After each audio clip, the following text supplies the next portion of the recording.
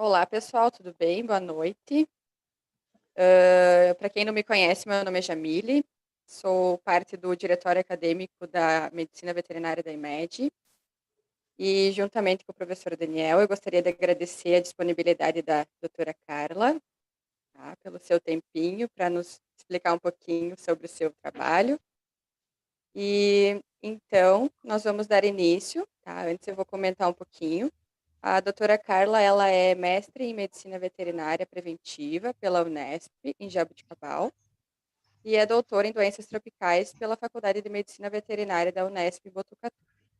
Atualmente, ela é médica veterinária do Laboratório VidaVet, e qualquer dúvida que vocês tiverem, podem ir perguntando no chat, tá? Agora eu vou passar a palavra para o professor Daniel. Obrigada. Boa noite, pessoal, tudo bem?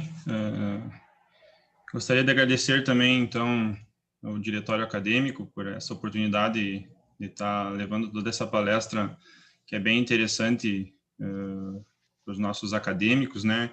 Em nome da IMED, falar um pouquinho em nome do quadro de professores. Eu vi que agora temos a presença do professor Leonardo D'Ameto também, que acabou de entrar.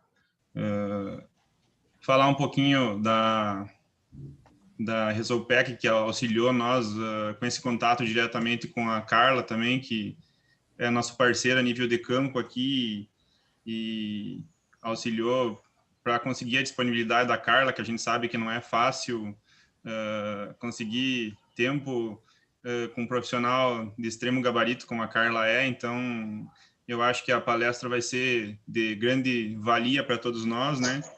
Se durante a palestra a gente tinha conversado com a Carla também, para quem tiver dúvidas, então pode fazer a pergunta no chat que eu passo, eu fico de mediador passando a pergunta para a Carla, para a palestra também acabar ficando mais dinâmica, né, e a gente fazer uma discussão mesmo do assunto, né, tá?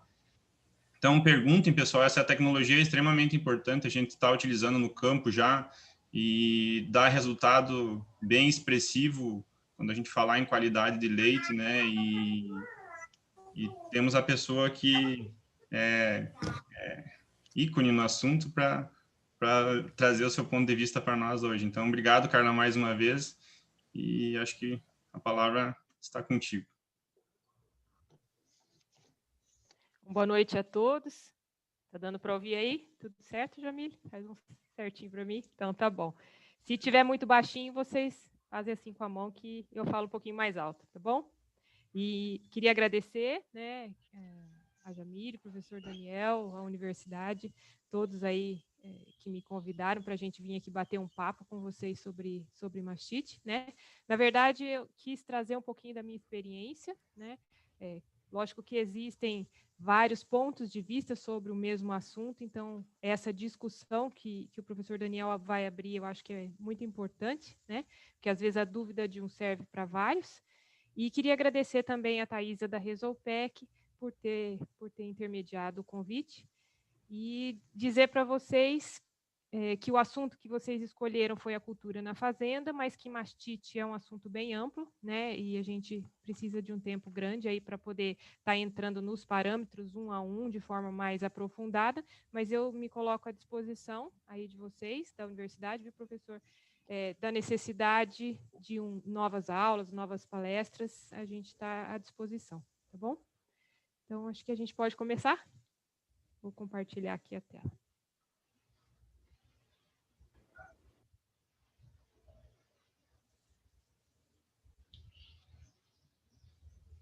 Entrou? Tudo certo? Então, vamos lá. Então, o pedido, né, que a gente viesse hoje bater um papo com vocês sobre cultura na fazenda, né? O que é, por que veio, como ela funciona, quais são os custos. Então, eu procurei sintetizar, nessa uma hora que a gente vai ter aqui para conversar, eu procurei sintetizar em cima das perguntas, né, de algumas das perguntas que a gente recebe todos os dias, que eu acho que fica mais próximo da realidade de vocês, né? Então, procurei deixar assim um resuminho, né, do que são, na verdade, os vários modelos de placa, porque hoje a gente tem mais de uma, né, que são utilizadas na fazenda, como elas funcionam, né, qual que é a metodologia que essas placas usam, o que eu preciso para montar o laboratório, como eu inicio, como eu avalio, quanto eu gasto, que essa é uma pergunta que eu pensei, vou deixar ou não vou deixar, mas é a pergunta que eu mais recebo, né? Quanto eu gasto para montar um laboratório na fazenda? E o que a gente tem hoje como ferramentas disponíveis aqui no Brasil, vinculadas ao nosso trabalho. Tá? Então, só para iniciar, as placas de cultura na fazenda, eu vou explicar um pouquinho mais para frente o que são, né? Essas placas que a gente trabalha são placas americanas, né, produzidas pela empresa Fera, tá?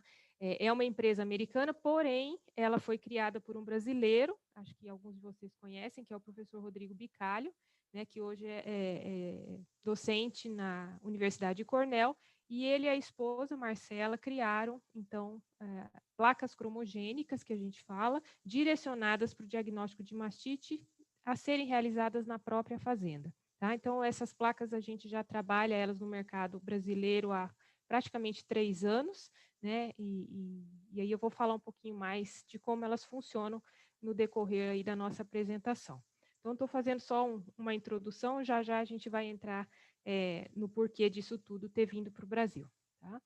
Então, nós temos modelos hoje de vários formatos, né? Modelos para mastite clínica, modelos de placa para diagnóstico de mastite subclínica, ou CCS, placas para cão e gato, né? E uma série de outros formatos que a gente vai entender um pouco mais para frente. Tá? Então, hoje, quando a gente trabalha com a mastite na propriedade leiteira, a gente não pode pensar só no formato mastite clínica, né? Ela é aquela que a gente está vendo, que vai, às vezes, mais nos assustar quando os índices explodem ou saem, às vezes, do controle que a gente está acostumado, porém, a mastite subclínica é uma das grandes vilãs da história, porque a vaca clínica hoje, em algum momento, ela foi subclínica, e nós vamos falar um pouquinho dos dois tipos e como está atuando na cultura na fazenda com os dois modelos. Então, aqui é só um ilustrativo, né, dos 5 modelos de placa que hoje a gente trabalha. Eu vi que tem gente que já usa, né, que está aí, já estou vendo os rostinhos aí na tela. Então, a gente tem placas para diagnóstico de Staphylococcus aureus, de Streptococcus agalacti, de CCS, e 2 modelos para mastite clínica, uma nova e uma mais convencional. Tá? Mas nós vamos falar de diagnóstico, né? Porque tudo isso daqui, esses modelos de placa coloridas lindas, são formatos de diagnóstico. E a gente não tem como conversar sobre diagnóstico se não entender um negócio chamado percepção de risco. O que é percepção de risco? Eu gostaria de estar ao vivo, assim, ao vivo que eu falo é no meio de vocês para a gente poder estar perguntando. Então vai, Jamile, agora eu te peguei. O que para você é percepção de risco? Vamos lá. Pode chutar. Agora você me pegou. Fala o que você imagina quando você vê essa frase, percepção de risco. Sinais o que clínicos? Significa para você? Pode falar o que vem na cabeça. Sinais clínicos que ela está apresentando? Sinais clínicos que ela está apresentando. Então, vamos ver se é só isso ou se tem algo mais do que isso. Quando a gente pensa no animal, né? Vamos falar da nossa vaca, porque nós vamos conversar de mastite, então nós estamos falando da vaca de leite. Quando a gente pensa no animal, a gente entende o que a vaca está querendo falar para nós em produção de leite, correto? Tá? Normalmente é assim que se mede, né? Então, vamos dizer assim, é a forma mais direta e acho que é mais corriqueira que a gente consegue medir se a vaca está indo bem ou não, é em produção de leite, né? Então, como que a vaca está conversando conosco, né? Ela está falando para a gente como ela está vivendo, né? Em produção de leite. Então, o que ela está falando? Como ela vive? Como está o conforto, não só térmico, né? O conforto, a ambiência, se tem lotação, se não tem, como está o estresse térmico, né? A hipertermia, se o ambiente está limpo, se não está. Ela está conversando conosco também em cima do que ela expressa em leite, relacionado à quantidade e qualidade de dieta. E o mesmo, e que talvez hoje é o que a gente mais vai focar, é como ela vence os desafios, que basicamente é o sistema imune da vaca se expressando na forma como ele deveria se expressar. Então, isso é o dia a dia da vaca, né? Como ela vive, o que ela come e como ela vence os desafios. E o que isso tem a ver com a mastite? Tem tudo a ver com a mastite, porque a mastite não é glândula mamária. Glândula mamária é só o final da cadeia, né? É onde tudo estourou. Mas a glândula mamária, tudo isso daqui vai dizer como vai ser conduzida a sua mastite. Tá? Nós vamos ver um pouquinho mais para frente o que eu estou querendo dizer com isso. Então, percepção de risco tem que envolver como a vaca vive, o que ela come e como ela vence os desafios. Tá? O sintoma clínico é só o fim da linha. A percepção de risco é o macro. E é essa visão de macro que eu acho que a gente precisa trabalhar cada vez mais, né? Não só para mastite, para qualquer outro problema que a gente enfrente, né? Trabalhar isso cada vez mais, tá? Porque percepção de risco, ela é atrelada, e fortemente atrelada com sanidade animal. Aí eu fui procurar, né, muitos de vocês às vezes já até viram alguns desses slides, eu gosto de deixar em todas as aulas, porque eu acho isso extremamente importante. Né? Eu fui procurar definição de saúde e definição de sanidade. Então, saúde, a gente fala aqui, e tem a definição na medicina humana, tá? Estado de equilíbrio entre o organismo e o ambiente, tá? Para que mantenha essas características funcionais. Porém, sanidade animal é muito mais complexo e muito mais completo do que simplesmente uma definição de saúde. Então, é mais difícil para a gente trabalhar. Porque sanidade animal envolve não só a saúde da vaca, mas também envolve saúde pública, controle de risco da cadeia alimentar, né, porque a gente está produzindo alimentos diretamente, e oferta de alimentos seguros. Junto com isso, o bem-estar animal. Então, é muito mais complexo, muito mais rico e muito mais desafiador trabalhar com o conceito de sanidade animal. Porém, esse conceito é um dos pilares, né, da produtividade e envolve percepção de risco. O que eu quero dizer com isso? Vou dar um exemplo prático, que às vezes fica mais fácil da gente entender. Tem um livro muito bacana, que eu já falei outras vezes, né, em outras aulas, e se alguém gostar do assunto, chama A História e Suas Epidemias. É um livro que foi escrito por um médico, tá? E ele conta como, durante a história da humanidade, ou pelo menos os últimos anos recentes, como que as bactérias, os vírus, os protozoários, os fungos conseguiram driblar, né, as pessoas, os seres humanos, furando a percepção de risco e aí levando, vamos dizer assim, levando a melhor, né?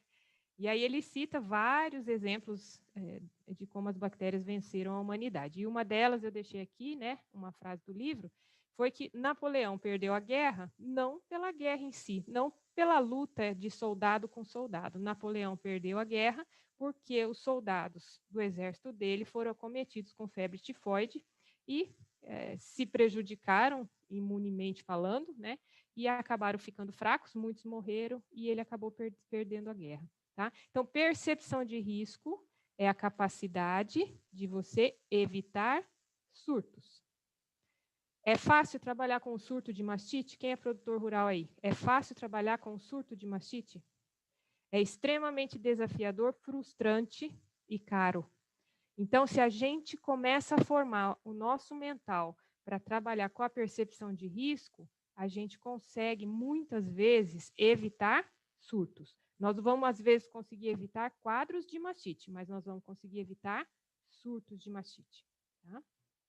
Olha o que nós estamos vivendo hoje. Ainda hoje, quase um ano depois, né? Vou falar que é quase um ano, porque isso vai durar mais um pouquinho, que é a história do coronavírus. Né? O coronavírus furou todas as percepções de risco e estourou em surto. E olha o que está acontecendo conosco, né, no nosso dia a dia. Então, se a gente transpuser a experiência que nós estamos tendo com a dificuldade de trabalhar com surto para dentro da fazenda, né, para dentro de casa, a gente começa a mudar a nossa visão e começa a trabalhar com prevenção. Tá? Porque sempre é mais barato trabalhar com prevenção do que trabalhar com sintoma clínico, porque o sintoma clínico já é a doença instalada. Então, a percepção de risco serve para você minimizar o aparecimento de sintoma clínico, tá? E a prevenção, isso aqui pode até não ser um conceito acadêmico, mas é um conceito que eu falo assim, que está dentro da nossa realidade hoje, como eu entendo, né? A prevenção é você conhecer o que você tem e combater. Se você não conhece, você não sabe como que você vai combater. E você proteger contra o que você não quer ter, tá? Então, prevenir significa conhecer o que você tem e combater e proteger contra aquilo que você não quer ter, tá? Ah, tá bom, Carla. Mas e aí? Isso aqui é o meu dia a dia. Isso aqui tá todo bonitinho. Meu dia a dia não é tão bonitinho assim, né? Meu dia a dia tá mais para aqui do que aqui. E ainda tem a parte humana que faz a ponte entre toda essa cadeia. É fácil? Né? Aí eu sempre faço essa pergunta nas palestras. Gente, é fácil tirar leite? Aí todo mundo sacode a cabeça que não é fácil. Aí a segunda parte da pergunta é: e aí, é importante ser fácil ou ser difícil? Será que é fácil para o médico hoje intensivista estar lá na UTI, entubando o paciente por conta de Covid e perdendo o paciente? Foi fácil para a turma de Brumadinho que teve que pular na lama para salvar as pessoas depois do rompimento da barreira? É fácil para os professores estar dando aula online, coisa que eles nunca fizeram e tendo que dominar isso em poucos meses, às vezes poucos dias? Não é fácil, né? Então, gente, não importa se é fácil ou se não é. Se a gente está nessa atividade, nesse momento, a gente tem que dar o nosso melhor, tá? Então, o fazer ou não fazer... O que aconteceu aqui, será? Ó, riscou aqui. Não sei. Mas vamos seguir. Aí vem a tal frase, né? A prática leva à perfeição? O que vocês acham? E aí, Jamile? Hoje você vai ser minha cobaia. Você acha que a prática leva à perfeição? Eu acho que sim. Você acha? Todo mundo pensou se a prática leva à perfeição? Difícil essa, hein? Essa é difícil. E aí? Porque a prática é o quê? Aquilo que a gente faz sempre. Todo dia você vai lá e você faz, certo? Ou a prática ela ajuda, né? Mas se for errado, tu vai acabar sempre persistindo no erro, né? Exato. Então, não é a prática que leva à perfeição, mas é a prática correta, né, assertiva, direcionada, isso sim leva à perfeição. Então, o nosso modelo mental, ele é que rege o nosso dia a dia, né? E hoje em dia, muita gente fala, né, em neurociência, programação neurolinguística, uma série de coisas que trabalha com o modelo mental. E não é diferente para nós. Não é porque a gente trabalha no campo que a gente também não tem que desenvolver modelos mentais positivos, assertivos, né? E isso tem a ver com a prática correta. O que eu quero dizer com modelos mentais e prática correta? É aprender cada vez mais, né? Ter essa vontade de buscar conhecimento e aplicar o conhecimento que você buscou, né? Então, isso já é uma mudança, uma quebra nos seus conceitos, que às vezes a gente traz, e traz mesmo, né? Todos nós trazemos conceitos muito arraigados sobre o que eu faço todos os dias, né? Isso é a prática, mas às vezes eu posso fazer um pouquinho diferente. E esse fazer um pouquinho diferente, às vezes vai me dar um outro resultado. E essa virada de chave é que às vezes faz todo o sucesso na mudança da qualidade do leite e da propriedade. Ô, gente, deixa eu perguntar, por que ficou esse risco aqui? Será? Vocês estão vendo um risco vermelho na tela? Sim, tu deve ter pegado a caneta, experimenta fechar a tua apresentação, Carla, e abrir ela de novo, que dela vai dar descartar isso aí, provavelmente ficou... Não sei. Tá atrapalhando? Não. Não, atrapalhando não tá. Não? Então deixa ela aí, senão tem que parar tudo, né? Vamos seguindo. Então tá. Conceito de mastite. Conceito básico, que acho que é chover no molhado para vocês, mas vamos reforçar mais um pouquinho. Mastite, ela é um processo inflamatório, tá? Em decorrência, muitas vezes, de um processo infeccioso, mas o conceito, isso é importante gravar, o conceito de mastite é que ela é um processo inflamatório, tá? E que tem associação com a origem, ou seja, qual é o agente, com a gravidade, porque tem agentes que causam mastites piores e agentes que causam mastites mais leves, e o que muita gente não não comenta, né, tem a ver com o desfecho. O que é o desfecho? O quão rápido o quadro se resolveu. Aquelas mastites que se prolongam dias ou aquelas mastites que nunca se curam não têm um bom desfecho. Então, isso é desfavorável. Tá? Mastite hoje, né, só para conceituar, nós temos ela dividida em clínica e subclínica. Tá? A mastite clínica separada em grau 1, grau 2 e grau 3. O grau 1, quando você vê somente grumos, né, na hora que você faz ali o teste da caneca, você vê só grumos. O grau 2, quando você tem grumos mais sinais de inflamação, ou seja, o úbere está inchado, está vermelho, está dolorido, o animal anda com dificuldade.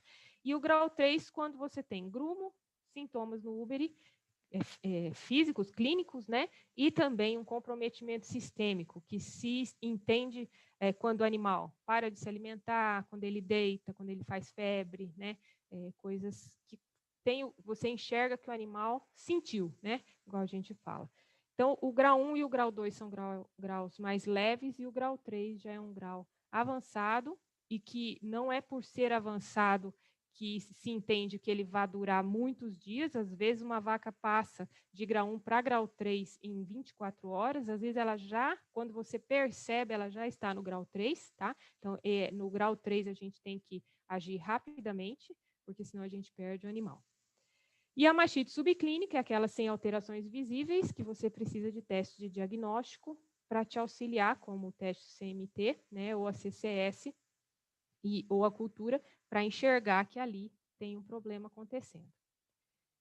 Normalmente, as pessoas, né, os técnicos ou produtores que enxergam somente a mastite clínica, não se preocupam em enxergar a subclínica, às vezes ele está olhando sem ver o todo, né? Então, a percepção de risco dele aqui, se ele olha só para o quadro de mastite clínica, a percepção de risco dele aqui, ela é pequena, né? Porque normalmente para cada vaca clínica nós temos várias subclínicas. Então, a gente precisa trabalhar com o diagnóstico não só da mastite clínica, mas também da subclínica. Tá? Isso falando na parte física, né, dos conceitos físicos e acadêmicos da mastite. Mas o que a mastite faz no dia a dia com o leite da sua propriedade? O que é que ela faz com a proteína, com os sólidos e com a gordura? Se a mastite é um processo inflamatório, a inflamação faz com que migre, né, de dentro dos vasos sanguíneos para dentro da glândula mamária, que é onde é sintetizado e produzido o leite, faz com que fique tudo alterado. Então, migra a célula de defesa, e célula de defesa, que é a tão chamada conhecida CCS, produz enzimas, né? E essas enzimas, uma vez liberadas, destroem as proteínas do leite, destroem as moléculas de gordura. A inflamação também faz com que sejam liberados íons e metabólitos que vão alterar a composição físico-química do leite, tá? Então, a gente tem uma alteração grande na composição nutricional do leite. E o leite foi feito para quê? Né? Quando a gente fala em ser humano, ser um alimento nutricional para nós. Então, se a mastite atrapalha ou, vamos dizer assim, entre aspas, né, bagunça a composição nutricional do leite, então como que fica o consumo? Né? E a gente tem a percepção de que a mastite estraga, entre aspas, né, a composição do leite quando a gente vê a mastite clínica, porque você já vê o leite talhado, cheio de grumo, com pus, com sangue, né? Porém, e esquece a subclínica. Porém, ó, a subclínica faz todas essas alterações da mesma forma, só que silenciosa, tá? Então, não é porque seus animais estão subclínicos que a composição do leite deles está boa. Tá? Mastite subclínica também altera a composição nutricional do leite. E o que acontece com a vaca clínica, com a vaca subclínica, ou com as vacas, e com o rebanho sadio?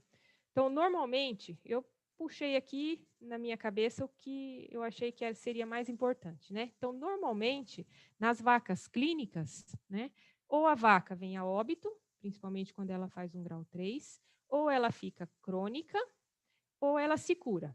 Uma vaca de mastite clínica, tá? E como que a vaca de mastite clínica se cura? Através do uso de antibióticos, tratamento intramamário, ou através de cura espontânea, que nós vamos ver um pouquinho mais para frente. E a mastite subclínica, tá? O que acontece com o leite, com esses animais que têm a mastite subclínica? Perda de produção, silenciosa, às vezes na casa aí de 20% a 30%. Cronicidade, todo mundo pensa, ou grande parte das pessoas pensam que a cronicidade é só relacionada com a mastite clínica, e não. Vacas subclínicas tendem a cronificar mais do que as vacas clínicas, tá? E elas são, para mim, o que é mais importante, fontes de infecção para o resto do rebanho. Aqui, ó, vacas subclínicas, tá? Por quê? Por que elas são fontes de infecção mais importante do que a vaca clínica? Jamile. Vamos lá, vou te ajudar. Por que a vaca subclínica e no meu ponto de vista, não sei o seu, né? No meu ponto de vista, ela é uma fonte de infecção mais importante do que a vaca clínica? 5 segundos. Ai, meu Deus. Talvez porque ela não tem tantos sinais clínicos, então ela não vai ser tratada, digamos assim, então ela vai estar transmitindo para as outras. Exato, ela não vai ser percebida, porque você não faz o diagnóstico, ela não vai ser percebida, ela vai continuar na sua linha de leite e ela vai disseminar as bactérias, né, e leveduras e prototecas que estão dentro da glândula mamária para os outros animais. Tá? Então, ela pode se cronificar, porque você não está vendo, se você não está vendo, você não age, né, você não trata, você não segrega, e ela esparrama os agentes que ela tem dentro do úbere dela para os outros animais no momento da ordenha. Tá? Então, o olho clínico, a percepção de risco em cima da vaca subclínica, ele é extremamente importante quando a gente for montar estratégias de controle de qualidade de leite. Não dá para esquecer a subclínica. Tá? E aí, como é que eu sei? Né? O que eu vou fazer? O que eu faço com um grupo? O que eu faço com outro grupo? Então, assim, como definição, vacas clínicas, ação imediata. Né? A vaca está doente, ela está mostrando para você que ela está doente, ela tem grumo, ela tem dor, ela deitou, né? O úbere está inchado, ela reteve o leite. Então, a vaca que está com mastite clínica, a ação tem que ser imediata. Quanto antes você entrar com a ação, melhor. Tá? E nós vamos ver o que é esse entrar em ação. Tá? E vacas subclínicas, a gente tem estratégias, né? É um trabalho de médio e longo prazo, porque não vai envolver única e exclusivamente tratar o úbere. Vai envolver treinamento dos colaboradores, ou retreinamento dos colaboradores, né? Que é quem fica com os animais, que é quem toca no úbere dos animais e no equipamento de ordenha, tá?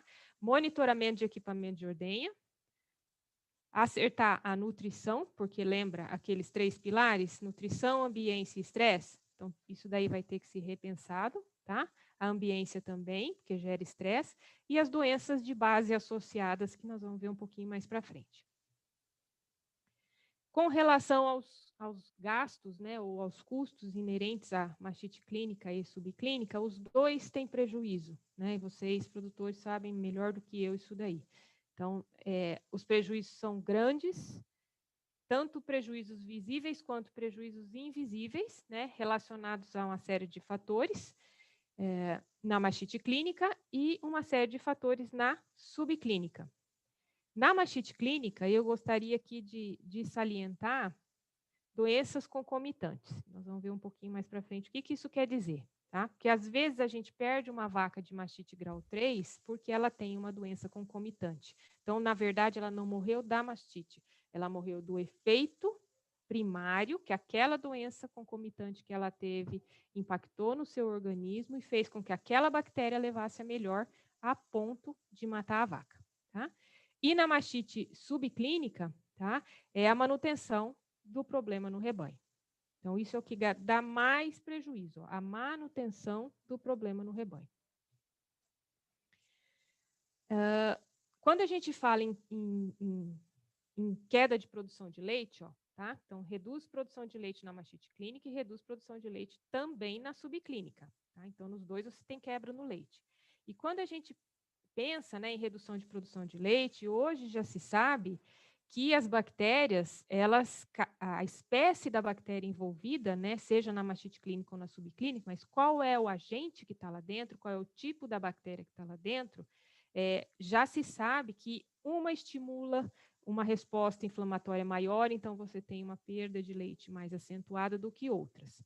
Tá? Então, existem vários trabalhos, eu peguei só alguns aqui, tá? Mas normalmente coliformes estimulam redução de produção na casa aí de 10, 11%, Staphylococcus aureus na casa de 7%, os Streptococcus ambientais na casa de 5, 6%, o Corynebacterium na casa de 7%, e os Staphylococcus não áureos, que eu vou chamar de SNA, Staphylococcus não áureos, na casa aí de 5, 6%. Tá? Então, patógenos menores, ou seja, não são aqueles conhecidos como contagiosos, né, áureos, agalacte, patógenos menores também diminuem a produção de leite. E, normalmente, esses patógenos menores são os grandes causadores das mastites subclínicas. Então, eles estão lá, entre aspas, levando, né, a parte da sua produção e gerando perdas econômicas, e, às vezes, a gente não dá bola para eles. Tá? Então, ó, não devemos subestimá-los. Tá? E um ponto crítico, nevrálgico, mas que a gente tem que falar, e vocês técnicos, né, disseminar esse conceito, porque isso é extremamente importante e às vezes pouco comentado, é que a mastite e a reprodução andam de braços dados. Quando a gente entra numa propriedade pela primeira vez, normalmente a reprodução é o carro-chefe, né? Então, vamos dizer assim, todas as luzes são focadas na reprodução, porque a reprodução é o que faz rodar a propriedade, né? E quando a gente fala que a mastite e a reprodução, eles são fortemente atrelados, isso é uma verdade, hoje já se sabe, já tem assim, vários trabalhos na literatura comprovando. Tá? Então, eu peguei aqui só alguns tópicos para trazer a curiosidade para que vocês procurem depois relacionar esse assunto. Então, tem uma tese de um aluno nosso aqui, né, do meu esposo, do Lucas, e ele trabalhou mais de 2.000 vacas correlacionando a reprodução, os índices reprodutivos e a CCS. Tá? E eu peguei um resuminho aqui da conclusão dele, o que ele chegou como conclusão é que o crescimento bacteriano na glândula mamária, ou seja, o simples fato de ter uma bactéria na glândula mamária, interferiu negativamente na manutenção de gestação. Tá? Então, a vaca teve mais retenção, mais reabsorção, mais perda embrionária ou mais abortamento. E vacas com CCS acima de 200.000 células, tá? Acima, apresentou redução também na manutenção de gestação. O que isso quer dizer? A simples presença de bactéria ou alga ou levedura dentro da glândula mamária é suficiente para que haja um processo inflamatório, mesmo que ele seja pequeno, e isso faça com que haja um efeito rebote na reprodução. Existem explicações já técnicas e científicas, né, do porquê isso acontece. Eu puxei só algumas coisas aqui, isso é bem complexo, depois, se vocês quiserem, a gente pode marcar uma aula para entrar de forma mais profunda nesses detalhes, tá? Mas a mastite não é uma inflamação, tá? Então, a presença de um agente externo dentro do úbere da vaca vai provocar um processo inflamatório. E quando a gente tem o processo inflamatório, nós temos produção de alguns mediadores químicos, né, que são a grande maioria deles chamados citocinas, né, ou citoquinas. E essas citocinas, tem vários tipos delas, elas que vão afetar em uma forma ou outra o processo reprodutivo, tá? Então, tem uma delas, que é o TNF-alfa, né, o fator de necrose tumoral alfa, que é extremamente tóxico, tá, para o embrião. Ele leva à morte celular e aí você tem a apoptose e a perda embrionária. Tá? E ele também é citotóxico para o corpo lúteo, e a gente sabe que se romper o corpo lúteo, acaba a gestação. Tá? E a Escherichia coli, né, a E. coli, como ela é conhecida. Acho que alguém abriu. A E. coli, ela estimula, quando uma vez que ela entra dentro da glândula mamária, ela estimula enormes quantidades, né, a produção de enormes quantidades de TNF-alfa, tá? Então, hoje já tem um monte aí de estudos falando o que cada bactéria faz, aonde cada bactéria age, como que isso impacta a produção, como que isso impacta a reprodução, tá bom? Então, depois, se vocês quiserem, a gente marca um outro dia, viu, Daniel? Tá bom? E a mastite é um processo inflamatório, certo? Inflamação, inflamação, inflamação, inflamação. Guarda isso daí. Vocês lembram que eu falei que existem doenças pré-existentes, né? Que eu chamo de doenças de base pré-existentes e que podem complicar os casos de mastite? Eu vou passar também só os tópicos, só para instigar a curiosidade de vocês, que eu acho também é um lembrete importante aqui para ficar. Vocês lembram do pilar inicial? Estresse, ambiência, imunidade. Tá? Nós temos doenças de base que causam imunossupressão. Tá? Duas delas extremamente importantes é a diarreia bovina vírus, que é a BVD, e a leucose. Esses dois vírus, eles por si só destroem células do sistema imune, ou seja, células de defesa. Então, se a vaca já tem prejuízo em células de defesa, a hora que a bactéria entra na glândula mamária e faz o processo, né, infeccioso, a célula de defesa não está apta a responder àquele processo que se iniciou. Então, quem leva a chance? A bactéria ou a vaca? Né? Então, a bactéria já sai ganhando. E muitas vezes, vacas que têm doenças imunossupressoras acabam sempre desenvolvendo grau 3. Tá? Hipocalcemia. Isso aqui é um assunto muito bacana, muito interessante. Tá? De forma geral, resumidamente, as células do sistema imune precisam de cálcio para poder fagocitar, ou seja, englobar a bactéria e destruí-la. Se a vaca não tem cálcio circulante, né, principalmente no período pós-parto, não tem cálcio suficiente circulante, não tem cálcio para a célula de defesa conseguir destruir a bactéria. Então, a vaca com hipocalcemia também é uma vaca que tem chances de fazer quadros de mastite bem piores. A virulência da cepa, ou seja, que bactéria que está ali, né? Ela é mais virulenta, menos virulenta, ela tem capacidade de montar uma resposta inflamatória maior ou menor, então isso também tem impacto na mastite que a sua vaca vai desenvolver. Tá? Ambiência animal, ambiência é estresse, né? Se você construiu um compost para 50 vacas e colocou 200, a sua ambiência, mesmo sendo um compost, sua ambiência já não é adequada. Tá? Então, a ambiência não é só estresse térmico, não é só hipertermia, mas é também o conforto com lotação, com o bem-estar, né? Vacas estressadas, vacas menos estressadas. Por quê? O estresse produz um hormônio chamado cortisol e o cortisol inibe produção de células de defesa. Ah, Carla, mas minha vaca estressou só essa semana, isso é um problema? Não. Para você ter um impacto em células de defesa através do cortisol, você precisa ter aí pelo menos um mês, né? Um período contínuo de estresse, e aí você tem o baque nas células de defesa. Tá? Gente, tudo isso aqui é percepção de risco. A mastite, igual a gente falou, é só o fim da linha. Se a gente não trabalhar todos esses fatores, a gente vai ficar igual aquele cachorro que corre atrás do rabo, né? A gente nunca consegue ver o fim do problema. Tá? Então, eu trago isso aqui como uma instigação, vamos dizer assim, né, para que a gente abra a nossa percepção de risco. Tá?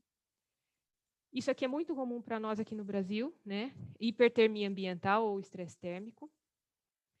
A hipertermia ambiental, ela provoca uma alteração no fluxo sanguíneo interno do organismo do animal, de forma bem simplificada, tá? E isso leva a uma diminuição, muitas vezes, do fluxo sanguíneo na parede intestinal. Então, quando você tem diminuição do fluxo sanguíneo na parede intestinal do seu animal, você começa a ter morte celular, porque a célula, o sangue não levou oxigênio, né? A célula precisa de oxigênio para viver, então você começa a ter morte celular, e quando você tem morte celular da parede intestinal, é como se o seu intestino da vaca ficasse uma peneirinha, né? Uma peneirinha invisível, todo furadinho. E aí as bactérias que estão ali no intestino começam a translocar, elas começam a migrar, elas saem de dentro do intestino, caem nas grandes veias e artérias e acabam desembocando num órgão alvo da vaca, que é o fígado, tá? Isso se chama translocação bacteriana. Cetose, a vaca em cetose, né, com alto NEFA, também tem prejuízo, ou seja, o fígado adoece. Quando a gente tem prejuízo no fígado, e o fígado sendo um órgão extremamente importante porque ele metaboliza toxina, se o fígado que metaboliza toxina bacteriana não está funcionando direito, toda aquela toxina que a bactéria que entrou na glândula mamária produziu vai ficar circulando no corpo do animal, porque o fígado está doente, então ele não consegue metabolizar. E quanto mais essa toxina que a bactéria produziu circula no corpo da vaca, mais ela estimula o processo inflamatório. E aí o processo inflamatório, ele sai da glândula mamária e ele acaba sendo um processo inflamatório geral, do corpo inteiro. E acaba culminando em falha do pâncreas, falência pancreática, a síndrome inflamatória sistêmica, coagulação intravascular disseminada, disfunção de múltiplos órgãos e a vaca vem a óbito. Gente, isso aqui, tá? É mais ou menos uma correlação do que acontece com uma pessoa que vem a óbito, por exemplo, pelo Covid-19, tá? A própria inflamação é que dá o gatilho para o óbito, através de uma série de reações em cadeia em vários órgãos do animal, e isso é um processo irreversível. Então, quando você perde uma vaca de mastite grau 3, não foi a bactéria que entrou na glândula mamária que matou a vaca. Foi o processo inflamatório desorganizado, tá? Processo inflamatório desorganizado que acabou levando à falência de múltiplos órgãos e a vaca veio a óbito.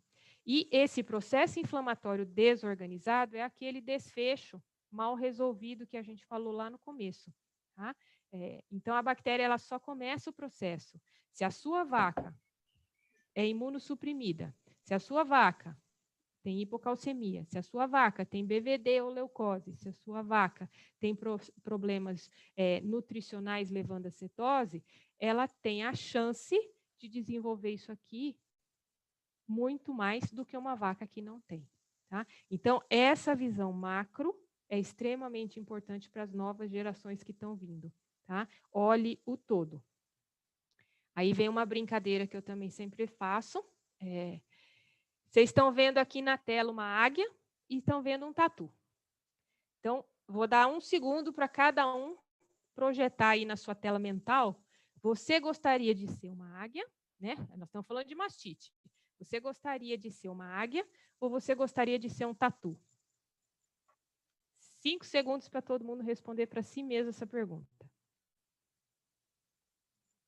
Responderam? O que é? Não tem nada contra a águia, nada contra o tatu. Amo e honro todos os animais desse planeta lindo que a gente vive. Mas qual é a característica desse arquétipo? Isso aqui é um arquétipo, né? Qual é a característica da águia? A águia, ela voa alto. Se ela voar alto, ela tem a visão do macro. Então, ela consegue ver aonde ela vai ser encurralada, se tem um predador que ela tem que bater, se a presa dela vai fugir, ou seja, a percepção de risco da águia é mais ampla, porque ela olha no macro. Ela olha de cima, então ela vê o macro. E o tatu? O tatu está sempre de olho no chão. Então, a visão do tatu é a visão do micro. O tatu enxerga o problema instalado. A águia enxerga o problema antes de acontecer.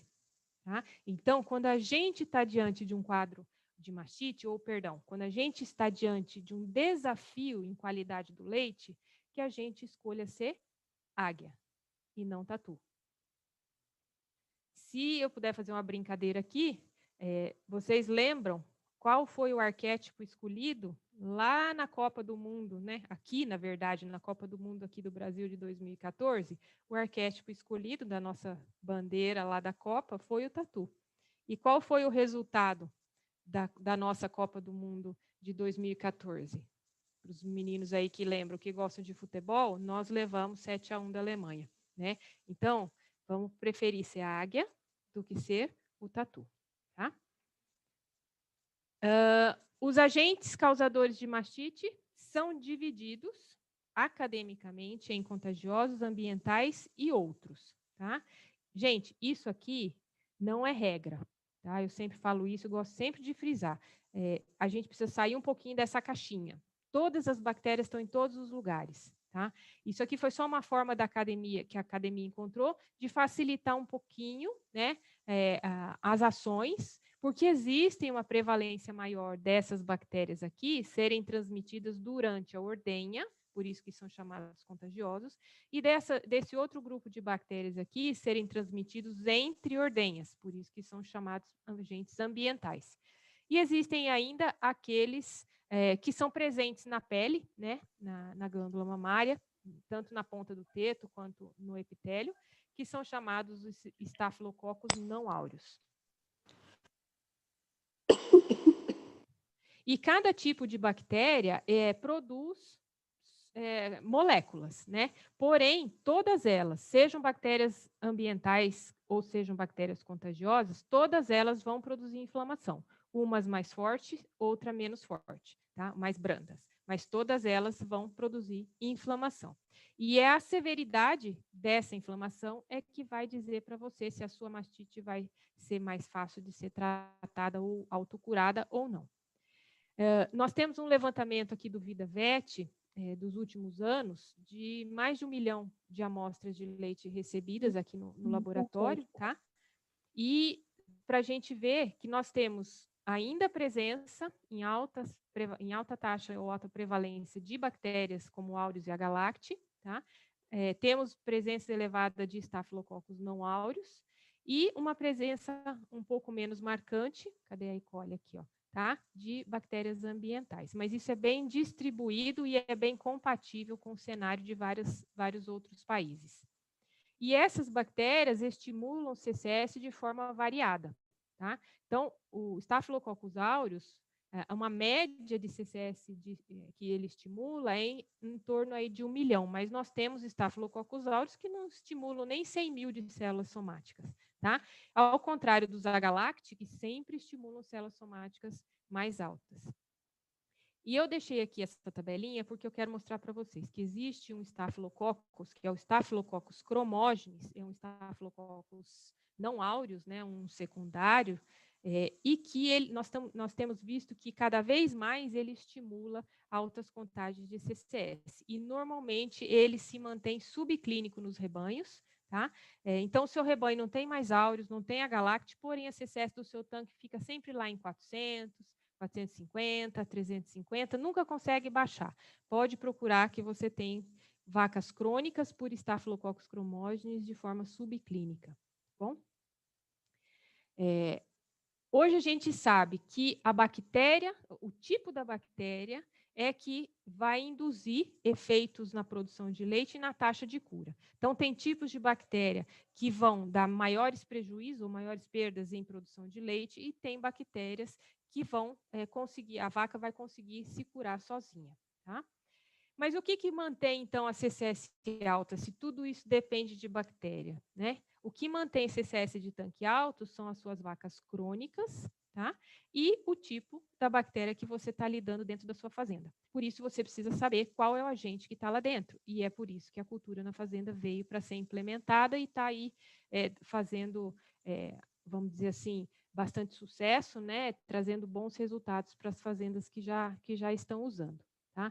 De forma geral, eu vou falar bem rapidamente aqui das bactérias, para a gente não estourar nosso tempo, mas de forma geral, a Escherichia coli, né, a E. coli, ela é muito mais relacionada, o quadro de mastite causado por E. coli é muito mais relacionado com características da vaca do que da própria bactéria. A E. coli, ela é uma bactéria meio assim, vamos dizer assim, não vou falar que ela é boba, porque nenhuma bactéria é boba, mas ela é uma bactéria que o sistema imune da vaca consegue combater com mais facilidade.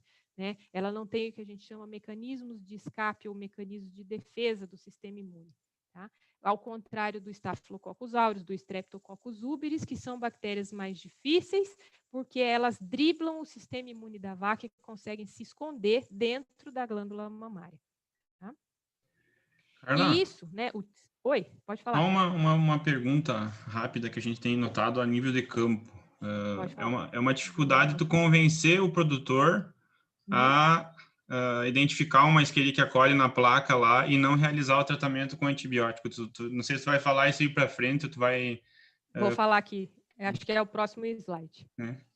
Segura a pergunta aí, que eu já respondo ela. Isso que você falou, Daniel, responde por que às vezes tem mastites mais graves, por que algumas são crônicas e por que alguns casos se recuperam sozinhos. Depende do tipo de bactéria que está ali dentro. Você citou a E. coli. A E. coli, tem muita gente que tem a E. coli como crescimento positivo na placa, mas a recomendação hoje é não tratar. Porém, observar a vaca. Por que não tratar a E. coli? Tá? Existe já todo o estudo com relação a isso. A E. coli, quando ela entra na glândula mamária, ela é recebida pelas células de defesa, né, que ficam dentro da glândula mamária, que não é a CCS, são outros tipos de células de defesa, são macrófagos e células receptoras de antígeno, tá? Existe a ligação das células da vaca. Quando ocorre essa ligação, é produzida aquelas citocinas que eu falei lá no começo. E essa citocina vai até a corrente sanguínea, ali do úbere, né, próxima do úbere, e ativa, avisa que tem bactéria ali. Então, as células de defesa, aí a CCS mamária, e exterminam a E. coli, tá? A E. coli não escapa das células de defesa. Uma vez que a E. coli entrou no úbere, ela vai fazer uma multiplicação enlouquecida, então vai acender como se fosse um monte de luz, uma árvore de Natal, dentro da glândula mamária, e isso vai atrair, né, vai ativar uma série de processos químicos que vai fazer com que migre as células de defesa, que são os neutrófilos, né, que é a CCS, e esses neutrófilos vão acabar com a E. coli. E eles têm uma capacidade muito grande de matar a E. coli porque ela não dribla o sistema imune, ela morre. Eles chegam, fagocitam, neutralizam e ela morre. Tá? Então, por isso que a gente fala que a vaca se autocura de E. coli, porque o próprio sistema imune da vaca é capaz de matar essa bactéria. Ela não tem muitas defesas contra o neutrófilo que migrou, ela morre fácil, tá bom? Mas isso é para uma vaca bem alimentada, com uma boa ambiência e que não tenha doenças de base, ou seja, para uma vaca que não seja imunocomprometida. Se a sua vaca for imunocomprometida, pode ser que ela faça um grau 3 por E. coli, tá? Pode ser que você tenha que intervir. Então, quando a gente fala que deu E. coli, você não vai tratar, você vai aguardar, você tem que observar a sua vaca. Se ela deu um grau 1, uma mastite clínica grau 1 por E. coli hoje, porém amanhã ela amanheceu com um grau 2, a vaca já está te falando que sozinha ela não conseguiu resolver. Aí você tem que intervir, tá? A grande maioria dos casos que a gente tem acompanhado nesses últimos anos, as vacas conseguem se recuperar sozinha. Mas isso é uma variação de fazenda a fazenda. Normalmente as vacas se recuperam sozinhas. Mas tem que observar, se na sua fazenda isso não acontece, vai buscar lá atrás. Por que as suas vacas não estão conseguindo matar a sua E. coli? É diferente da Klebsiella, que é a parente da E. coli, as duas estão ali no ambiente, tá? A Klebsiella já possui mecanismos de escape que conseguem driblar as defesas da vaca. Então, a Klebsiella precisa ser tratada. É diferente da E. coli, que você pode aguardar, tá? A Klebsiella não, você sempre precisa tratar. Tá? Isso tudo tem explicação já técnica, científica, que a gente pode abordar com mais profundidade numa próxima aula. Tá? E se ela tem grau 1, então, por que eu... e tu utilizar o antibiótico já no grau 1, tu vai atrapalhar nesse processo ou não? De cura da vaca? Você pode atrapalhar o processo. Vocês lembram quando eu falei que a inflamação ela não pode ser desregulada? Ela tem que ser rápida, curta e regulada para o seu desfecho ser bom. Toda inflamação desregulada prejudica a vaca. Então, esse é um conceito importante. Quando, vamos supor, a E. coli entrou dentro da glândula mamária. Quando ela entra, ela se multiplica muito rápido, tá? Uma célula de E. coli vira 1000 células em menos de 5 minutos. Então, ela se multiplica muito rápido. Quando ela se multiplica, ela produz toxina. E quando ela morre, ela produz toxina. Então, ela entrou, multiplicou, produziu toxina que estimulou a inflamação. Você fez o grau 1. Aí você entrou com a bisnaga, de tratamento. Quando você entra com a bisnaga de tratamento, o antibiótico ele é efetivo, a E. coli morre. Grande parte aquele monte de E. coli que multiplicou morre de uma vez. E quando morre de uma vez, lembra que eu falei? Quando a bactéria multiplica, ela produz toxina. E quando ela morre, que ela rompe, ela libera toxina, ela produz também. Quando ela morreu por uso do antibiótico, ela dobrou essa carga de toxina, triplicou, que estava lá dentro da glândula mamária. E às vezes você pode, com isso, piorar o quadro, porque você vai estimular mais inflamação. E às vezes essa inflamação pode chegar ao nível de ficar desregulada e a vaca piorar o quadro clínico, tá? Só aproveitando, então, a pergunta da Adriana aqui, Uhum. estamos falando de E. coli, ela perguntou se ela pode persistir em latência na glândula mamária durante o período seco. É muito difícil. A E. coli, como eu falei, eu não gosto de falar que ela é boba, mas ela é boba, tá? Então, ela é uma bactéria que, a hora que ela entra, ela ativa muito fortemente o sistema imune. Então, é muito raro você ter uma vaca que cronifica por E. coli. Muito raro. Se você na fazenda está experienciando uma situação assim, que você tem vacas de cultura negativa, né, que você está imaginando que possa ser uma E. coli que a vaca combateu. Porém, essa mastite perdura mais do que 10 dias, ou essa vaca sai do quadro de mastite, passa uma semana, volta, também com cultura negativa, isso não tem a ver com a E. coli. Você pode procurar que tem outro agente envolvido, tá? A E. coli foi só uma oportunista aí que acabou atrapalhando o seu raciocínio, tá? Então, a E. coli não cronifica. Diferente da Klebsiella, que pode cronificar, diferente do Staphylococcus aureus, que cronifica, do agalactico, que cronifica, tá? De um Streptococcus disgalactic, que cronifica. A E. coli é muito raro ela cronificar, porque ela ativa fortemente o sistema imune, e quando ela ativa, ela morre, né? As células migram e conseguem destruí-la. Então, se você tem E. coli antes... Estou imaginando que você fez a cultura antes do parto e pós-parto, tá? E você teve presença de E. coli antes do parto e pós-parto. Provavelmente você está diante de cepas diferentes, tá? Normalmente ela morre fácil com o uso de antibióticos e ela morre também muito fácil por ação do sistema imune. Será que eu respondi? Tá. Qualquer coisa, Adriana, depois os meninos têm meu zap, a gente pode conversar um pouco mais, tá? Pode passar meu WhatsApp aí para a turma. Então, sempre essa pergunta, né? Ah, mas por que eu preciso gastar tempo e dinheiro fazendo cultura? Gente, frase top. Não tem outra melhor que essa. Porque não tem remédio certo que resolva um diagnóstico errado. Vamos supor que você tem uma mastite de repetição por uma prototeca, que é uma alga. A alga não responde ao antibiótico. E você continua colocando bisnaga na vaca, colocando bisnaga no úbere da sua vaca. Tá? Vai resolver o seu problema? Não vai. Por quê? Porque você tem uma infecção por uma alga e a alga não responde ao antibiótico. Tá? Então, se você não souber que é a agente que está lá, dentro da glândula mamária, você não sabe se você tem que tratar ou não. Se você tem que tratar 3 dias ou 6 dias, se você tem que segregar a vaca, se você tem que descartar a vaca, você precisa saber com o que você está lidando, né? Porque sabendo com o que você está lidando, você consegue direcionar percepção de risco e medidas corretivas, tá? E hoje já se sabe que cada bactéria requer uma ação sua, né?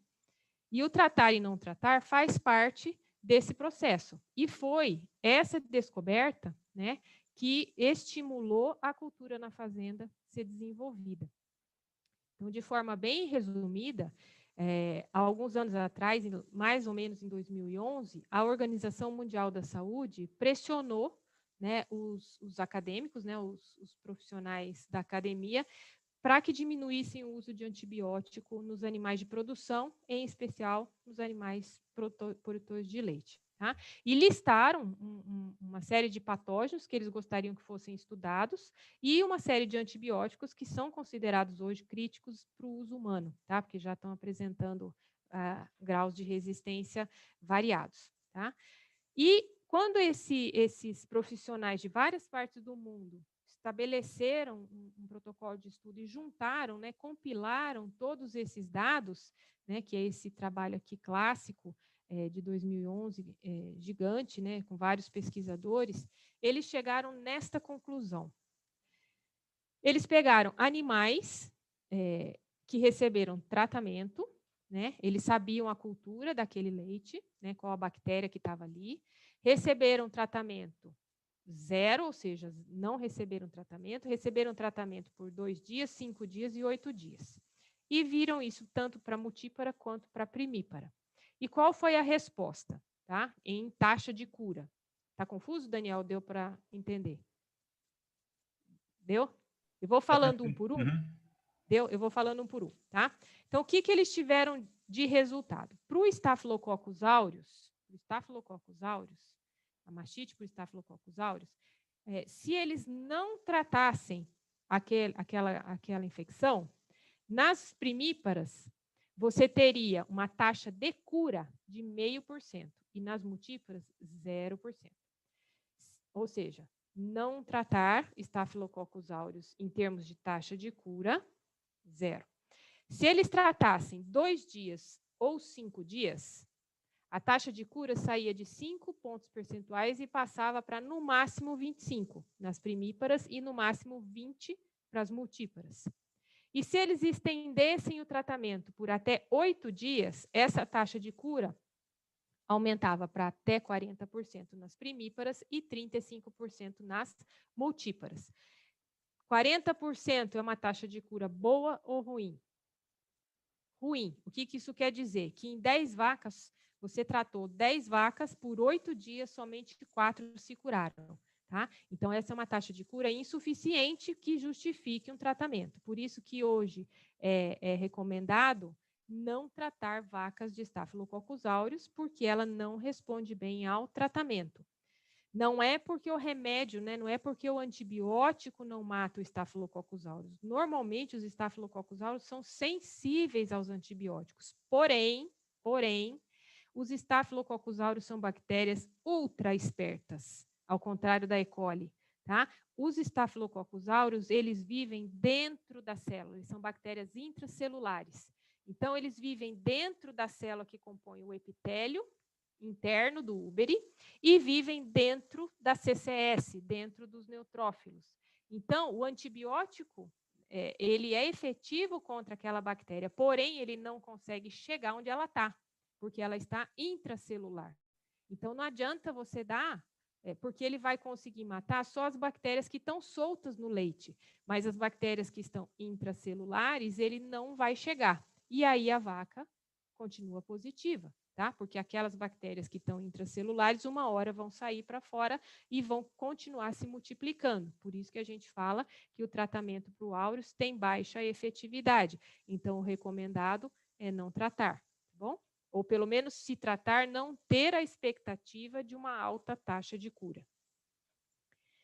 Os estreptococos ambientais, úberis, disgalacti, aerococos, enterococos, eles tiveram uma experiência diferente. Então, se eles não tratassem 0 de antibiótico, a taxa de cura espontânea era baixa, 30% e 25%. Se eles tratassem de 2 a 5 dias, isso aumentava para 70% a 60%. Porém, se eles estendessem para 8 dias, a taxa de cura já pulava para 80%. Então, hoje, o recomendado, em cima desse trabalho, é que os estreptococos não agalacti, principalmente o úberis e o disgalacti, sejam tratados período estendido, tá? Pelo menos aí de 6 a 8 dias.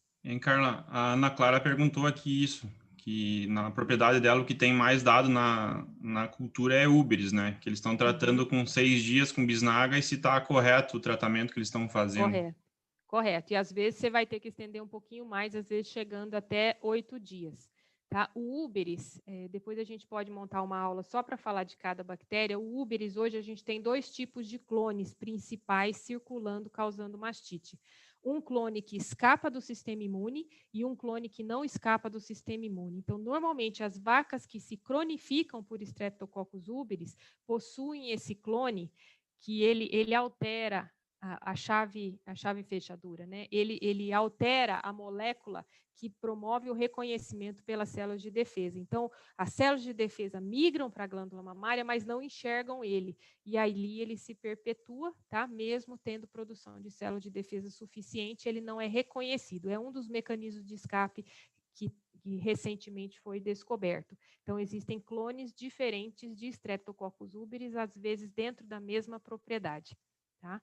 Então, precisa acertar, vamos dizer, o ponteiro, propriedade a propriedade. O seu Streptococcus uberis está respondendo bem a 6 dias de tratamento, beleza, mantém. Não está, aumenta um pouquinho, às vezes passa para 8, às vezes tenta associar alguma droga de perfusão, né, alguma droga que é dada para pneumonia injetável, para ver se consegue chegar e alcançar onde o intramamário não está alcançando. Mas aí é uma série de outras discussões. Tá? Tem mais uma pergunta, aproveitando então que você está falando de tratamento aqui, a Sandra perguntou se as vacas têm grumo, e as culturas delas estão dando negativas. Sim. Se repete a cultura ou espera? Tá. Quando a gente tem uma mastite clínica, né, que é o que você está chamando de grumo, e a sua cultura está negativa, normalmente nós estamos diante aí de 3 ou 4 situações. Primeiro, era um coliforme, né, que o grande, vamos dizer assim, o que puxa a fila dos coliformes é a E. coli, mas como a gente viu, a E. coli ela é morta facilmente pelo sistema imune, o que fica ali dentro da glândula mamária provocando o grumo subsequente é a toxina que ela produziu quando ela morreu, tá? Então a bactéria já morreu, por isso que a cultura está negativa, mas tem o grumo ainda, porque quando ela morreu ela produziu toxina.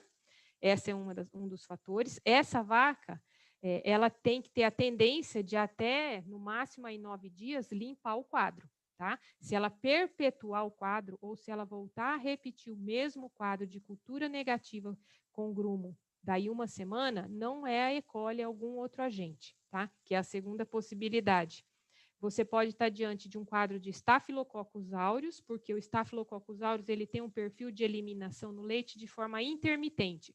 Ora ele está no leite, ora ele está intracelular. Ora ele está no leite, ora ele está intracelular. Então, você precisa fazer 3 coletas, tá, intervaladas de 7 dias, para dizer que aquela vaca não tem aureus. Então, vamos supor, sua cultura deu negativa, a vaca grumou. Essa cultura é uma cultura, essa vaca é uma vaca que sempre dá esse tipo de mastite. Então, a gente descarta E. coli. Você fez 3 coletas dela intervaladas de 7 dias e não deu áureos. Você descarta o áureos. E ela continuou com esse processo, você pode estar diante de um quadro de micoplasma. E aí, o micoplasma, que a gente tem tido taxas de diagnóstico elevadas aqui no Brasil, ele precisa ser diagnosticado em laboratório convencional, tá? Porque a técnica para ele é a técnica de PCR. Tá? Aí você coleta o leite ou manda aquele leite que você guardou para o laboratório, lá para o VidaVet, e pede para fazer o PCR de micoplasma. Tá? Fechou? Pergunta? Os estafilococos não áureos, ou os antigamente chamados como coagulase negativa, tá?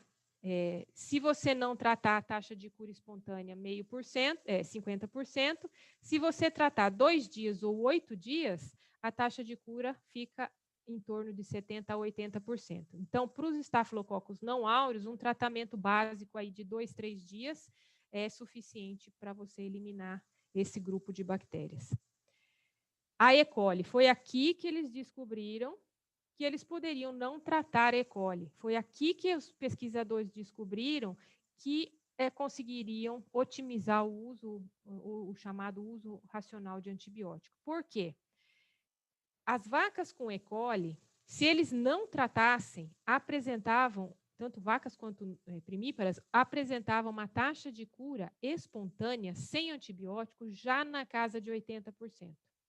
E se eles tratassem 2 dias ou 8 dias, a taxa de cura era exatamente a mesma e muito próxima do não tratamento.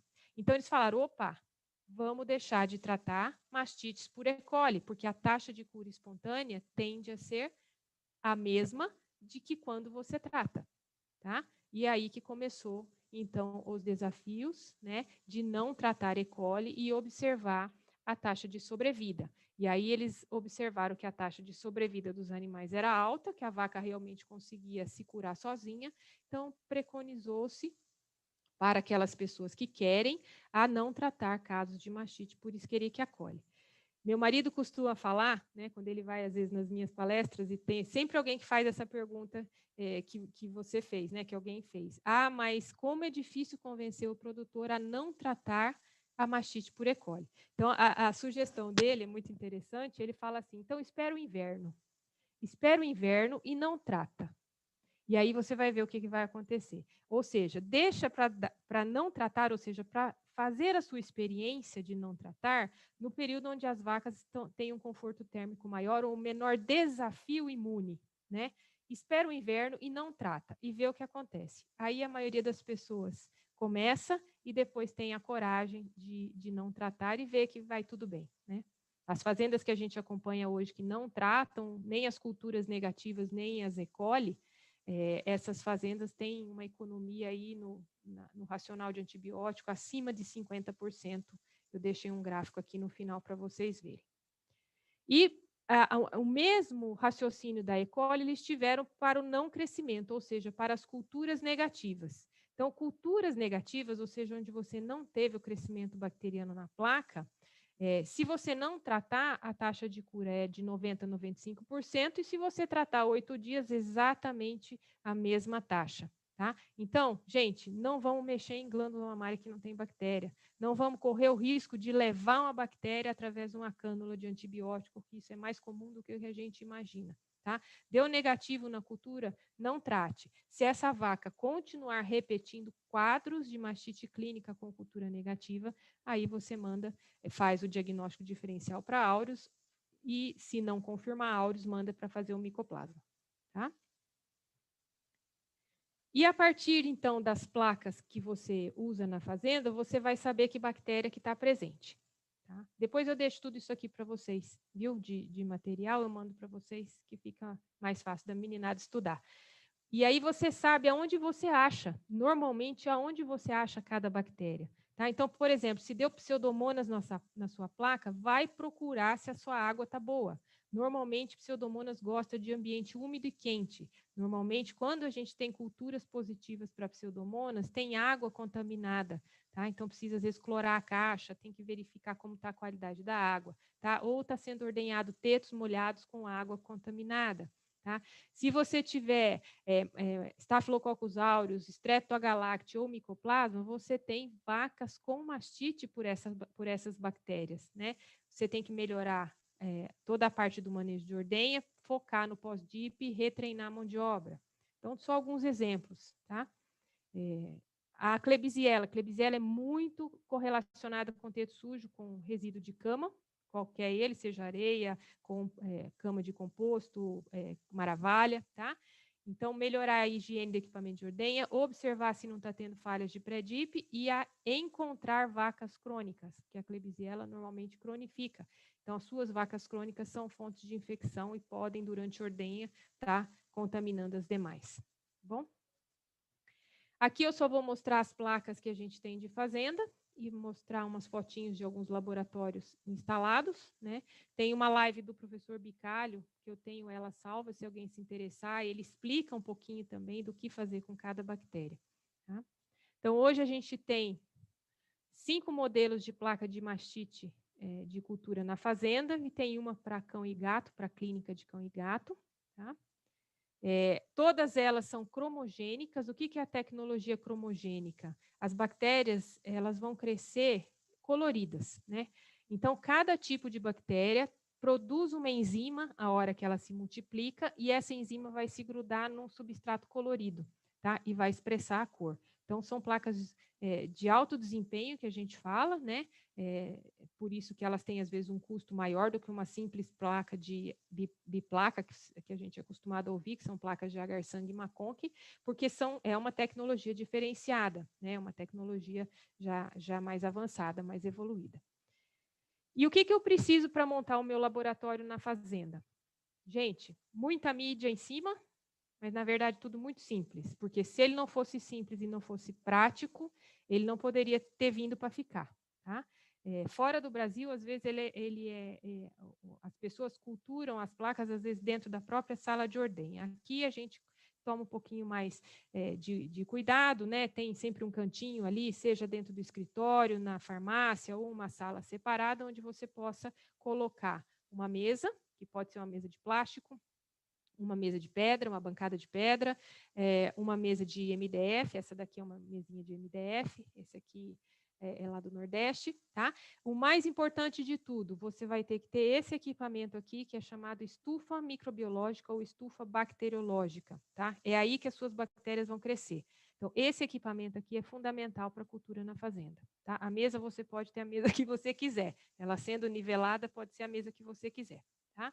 E você vai preparar as suas placas, então, na sua mesa e vai colocar aqui dentro da estufa por 16 a 24 horas. As bactérias vão crescer, você vai retirar a placa da estufa e vai ver que cor que deu. E aí, através das réguas de interpretação, você chega no tipo de bactéria e, sabendo o tipo de bactéria, você tem a sua ação direcionada. Tá? O que eu faço com Aureus, o que eu faço com a Galactic, o que eu faço com Uberis, o que eu faço com o E. coli.